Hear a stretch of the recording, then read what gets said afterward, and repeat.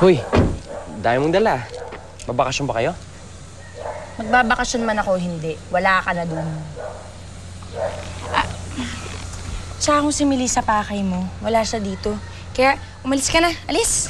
Alam mo, suko na ang kaibigan ko sa kay Melissa. Yung kaibigan mong rapist? Ay, mabuti naman. Pero hindi sa anak niya. Gusto ni Felix, kausapin ko si Eva. Wala rin si Eva dito. Teka. Nasaan sila? Kailangan ko makausap si Eva. Kulit mo naman eh. Wala yung buong mag-anak dito. Nasa ospital.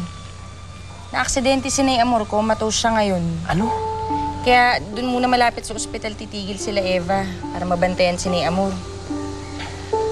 O teka, alika na. Hatid na kita. Isang hawak mo pa sa akin ha. I-report kita sa mga pulis. Sasabihin ko sa kanila na kaya mo ko inaawakan ng ganyan dahil gusto mo akong rapin. Tigilan mo na si Melissa at si Eva ha. Alis! Teka lang, hatid na kita. Sige na. May pan-taxi ako. Marami akong pera. Excuse me.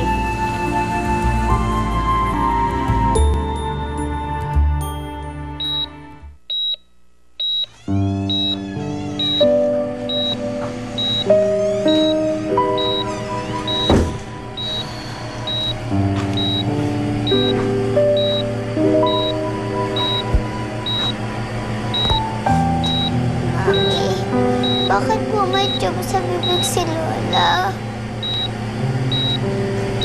Kasi kailangan niya to para makahinga. Hindi po ba niya kayang huminga mag-isa? Hindi, anak eh. Hindi niya kaya.